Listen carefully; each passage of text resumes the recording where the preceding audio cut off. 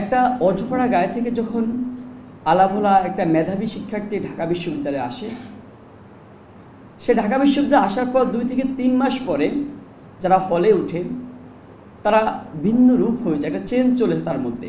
আমি সবসময় একটা কথা আমি চিন্তা করতাম যে ঢাকা বিশ্ববিদ্যালয়ে যারা আসে তারা বেশিরভাগ হচ্ছে নিম্ন মধ্যবিত্ত ফ্যামিলি থেকে উঠে আসা শিক্ষার্থী।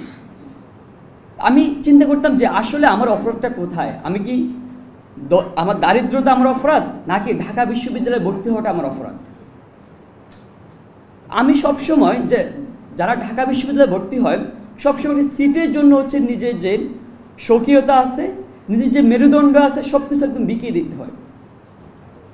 ঢাকা বিশ্ববিদ্যালয় যখন আসে তখন হচ্ছে তার একটা সিটের জন্য রাত দিন গণরুম গেস্ট রুম যে অপসংস্কৃতি, সেটার মধ্য দিয়ে তাকে যেতে হয়। বিশ্ববিদ্যালয়ের গণরুমের মধ্যে আমরা যে স্বপ্ন নিয়ে আসি, সেই স্বপ্নটা বিশ্ববিদ্যালয়ের গণরুমে ধুকে ধুকে মরতে থাকে, পচে গলে দুর্গন্ধ বের হয়।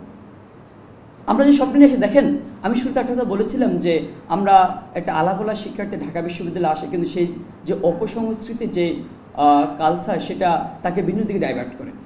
আমরা যখন আসি তখন হচ্ছে কি আমাদের একটা গণরুমে দাম্বি যে কথা বলেছিলাম, সেখানে হচ্ছে প্রায় 200 শিক্ষার্থী একসাথে থাকতে হয়েছে।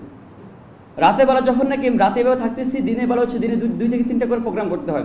রাতের বেলা আমাদেরকে হল থেকে বের করে দেওয়া হয় যে তুমি ঘুরে আসো। আমি দেখেছি হচ্ছে কি শুরুর দিক থেকে যে আমার বন্ধুবান্ধব অনেকে বলা বলে করতেছেন যে অনেক মেধাবী শিক্ষার্থী, কিন্তু রাতের বেলা হচ্ছে ট্রাক নিয়ে ঘুরতে চায়। তো তখন থেকে হচ্ছে কি আমাদের বের করে দেওয়া হয় যে তুমি 3টা আগে মানে হলে ফিরতে পারবে না, হলে ফিরলে হচ্ছে তোমাকে হল থেকে বের করে দেওয়া হবে। তো আমরা হচ্ছে কি এই যে 12টা পর্যন্ত গেস্ট রুম করানো হয়, তারপর আপনারা সবাই জানেন এসব কাহিনী। আবার আমরা হচ্ছে কি রাত 3 থেকে 4টা পর্যন্ত আমরা কি ট্রাক নিয়ে ঘুরে করি। এই যে ট্রাক, আমাদের বলা হয় ট্রাকে ভাড়া দেওয়া দরকার না, এটা তোমার অধিকার। আমাদের তখন একটা কি আমরা শিক্ষা দেওয়া হয় এটাকে। আমাদেরকে প্রথম থেকে এসে বলা হয় যে ফার্স্ট ইয়ারে 7 খুন মাফ। শুধু একটা কথা তোমরা একটু 2টা দিকে এড়িয়ে চলবে, নারী এবং সাংবাদিক। এই দুটো হলে আমরা যারা সিনিয়র বাইরে আছে তারা বাঁচাতে পারবো না, আর সব দিয়ে আমরা ট্যাকেল দিয়ে দেবো। তো একটা বিষয় দেখেন, তো আমাদেরকে যখন একটা পাওয়ার দেওয়া হয়, একই সাথে হচ্ছে আমাদের বিভিন্ন অপসংস্কৃতি আমাদেরকে দাবিত করা হয়। এই যে শিক্ষার্থী যাদেরকে বের করে দেওয়া হয় রাতের বেলা তোমরা ঘুরে আসো, তারা কি হচ্ছে বিভিন্ন অপকর্মের সাথে জড়িত হয়। যারা হচ্ছে এই যে 3 মাস আগেও একটা আলাপোলা শিক্ষার্থী ছিল, একটা মেধাবী শিক্ষার্থী ছিল, সে হচ্ছে মাদকে জড়িত হয়। সে চাঁদাবাজি বলেন, এই যে ক্যাম্পাসে চাঁদাবাজ, মাদক, সন্ত্রাসের একটা শীর্ষ সন্ত্রাসী সে রূপান্তরিত হয়। এই যে সংস্কৃতি, এই যে পরিবর্তন, সেটা একটা অপসংস্কৃতির অংশ, সেটা অপরাজনীতির অংশ।